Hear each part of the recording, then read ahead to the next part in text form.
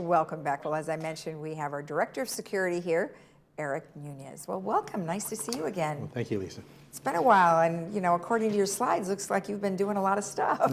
Yeah. That's good. That's good. So, so today we're going to have a security update, and Okay. basically it's all of your centers and what you're responsible for. So I'll just let you start. Sure. A lot of people don't know, probably in the village, that the work centers 220 and 210, which is social services and then compliance, are actually under the umbrella of security services. Okay. And then we have the security department that works under security services. And so as their director, obviously I'm not a subject matter expert in those specific fields, especially social services, but I work with them in helping them to get the resources that they need and to make sure that I help them with any of the personnel issues that they have. Okay. The only updates that I can give you right now with regard to social services is, unfortunately, we're losing our manager of operations there, Susan McInerney, and she is just, it's a big hit. Sure. But we're working diligently on getting that replaced. In fact, we have an interview this Friday Okay. with somebody, a really strong candidate, and hopefully it works out. Okay. And all these people do, in social services, you have 6 people that are doing all this work in that Yes. building for our members and do such a great job in conjunction with the Laguna Woods Foundation, helping to support that, and the Council on Aging, and it's really been a great partnerships that she has helped to foster and create. So we're going to miss her.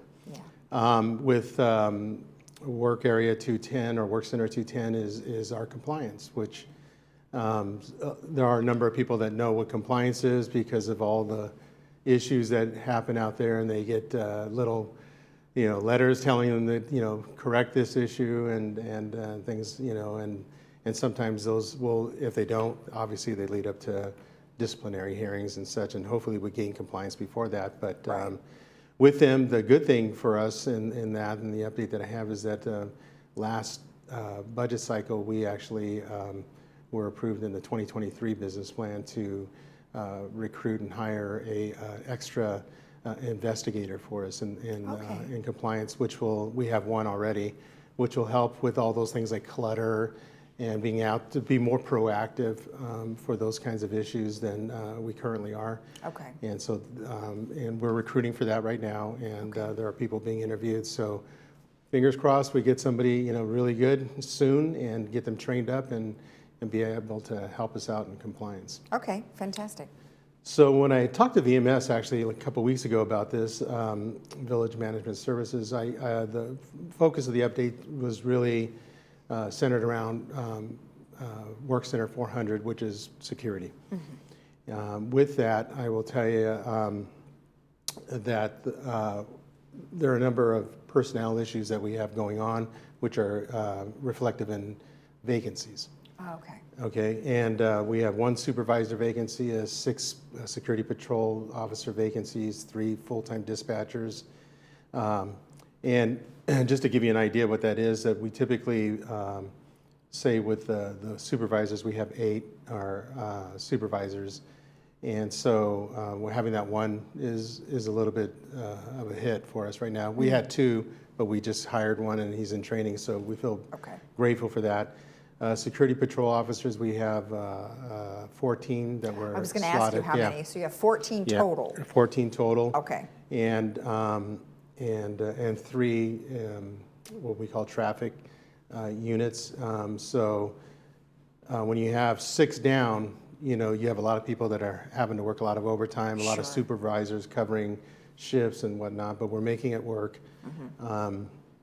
And then we have 5 full-time dispatchers and 6 part-time dispatchers. So the 3 full-time dispatchers is a significant hit, and we need those to be replaced. It's just, it's not your typical security outfit out here with our dispatching. It's very similar to law enforcement in the way that they dispatch, because we have a 24/7 operation. They're taking calls for services plus just regular calls. They probably take about, their call service center probably takes about 70,000 calls a year. Wow. And out of those, about 30,000 wind up being incident reports or things that we have to send officers out to Okay. specifically. So Okay. that's it in terms of our personnel. The one good, well, it's a really great shining light for us is we have a disaster preparedness coordinator that happens to be a resident member here, and his name is Ed Green. Okay. And he's been assisting me with the Disaster Preparedness Task Force and organizing meetings with clubhouse coordinators, doing a great job. Great. In his former life, he was the emergency manager for Long Beach Harbor. Oh, great. So he definitely knows his stuff, and he definitely has been around a big operation before, and Fantastic. just a great guy. Okay, good. Now, will he be? He's just temporary, or he be more on a permanent basis? He's on. This is a permanent role, but it's a part-time role. Sure. Yeah. So and obviously we have to fit it around his schedule sometimes, but yeah, we're really grateful that he's on good. board. Well, we'll have to get him on. Yeah, we will, because that's one of the things that I've actually asked of him, is to come on to Channel 6 and be able to, meet the folks and let them know what he's doing and what we're trying to accomplish in the disaster task force. Yeah, it's a critical area because we talk about disasters all the time, and we have the fire department on, and of course we sometimes have folks from the Orange County Sheriff's Department just to talk about, kind of what's on people's minds or the concerns, to be ahead of the game, right? Right, and that's what he's also being tasked to do, is to help me with working with coordinating with the two biggest partners that we have in the disaster preparedness arena. So the fire department is our fire authority and the sheriff's department. Great, perfect. And then I have on here next is one of the things I touched on is whenever you go to an organization, you talk about, hey, what's wrong with the organization? The first thing that comes up is communications, right? And not enough training. And so, and I realized over the years that I have prior to coming here that there are a couple reasons why people don't do the job they're supposed to do. One is they don't have, haven't been given the tools, they haven't been given the training, or they just don't have the proper motivation. And so, since I've been here, we've created this supervisor designed training that happens monthly. Curriculum, so that we're training and briefing with our officers, our security patrol officers. That didn't really happen on a regular basis before, so that's happening now. We have quarterly meetings that I'm conducting with our supervision and management. That's been a little bit hit and miss this past year, but we're on track now, and we want to make sure that we meet quarterly so that everybody is on the same page in delivering the services that we deliver. And quite frankly, we don't like to have complaints, but we get them, right? Some of them are reasonable and justifiable, but some are just not. There's no room or tolerance for the mistakes that have been made, and they are mistakes. So, how we get better is to be able to get together and talk about those things, and then just chalkboard them and figure out what went wrong in the process, and that all requires these types of meetings. Right. The other meetings where we had our administrative supervisor conducting quarterly meetings with our security, our dispatch and security patrol officers. That was already in place before I got here, as well as the weekly meetings with the various work centers. As a director, I meet with all the managers of operations for the three work centers that I had described earlier. Okay, all right, great. And then I know that you mentioned here gate ambassador supervisor trainings as well, and our gate ambassadors are often our residents. The vast majority of them are residents, thankfully, and they do a really good job. It's been a tough job. I think later on in this presentation I'll talk a little bit about Gate 12, which was a big thing here, and we're still working through a lot of stuff with that, and was really tough on the gate ambassadors working that gate. And they were saying, how many complaints are you getting about that? And I said, well, there are a number of complaints which have been greatly reduced, but it seemed like the majority of complaints were coming from the gate ambassadors themselves. So we actually had a meeting with all the gate ambassadors and rovers to figure out what the issues were. Perfect. Well, we'll get to that in just a bit. So now you have a few things. Wow, relocating the security operations. Now, has that happened? That has happened. It happened on the 8th, just prior to Easter Sunday. no. We had a professional company come out and they moved our offices over next door, actually, and then and so that, like I said, that we've got boxes everywhere. So Sure. we're in disarray for a little bit, but thank goodness that our technology group here has been really working hard to get us all connected and Right. back online, and so that we can serve our communities. I'll talk about that in more detail in just a second.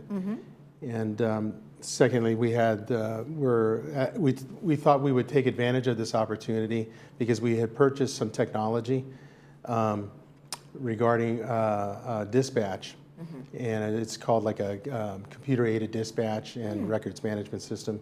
And we figured, well, wait to this move, and then once we make the move, we'll bring all the new stuff over Great. and do it. So it worked out for us.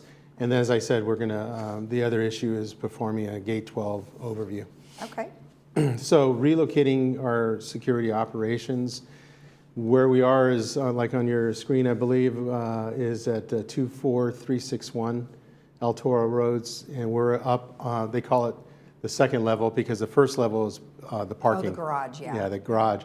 So it's really the third level up, but it's number 2 if you hit the elevator. Right. There, and it's a very nice facility. Very professional, and just enough space for us to make do with what we got going on.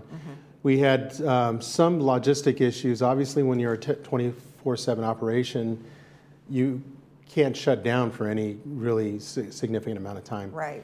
So what IT has helped us do is establish a dispatch center, a temporary dispatch center, and a work center for our officers and our watch commander, so that they can actually continue doing the work and be hooked up to the systems.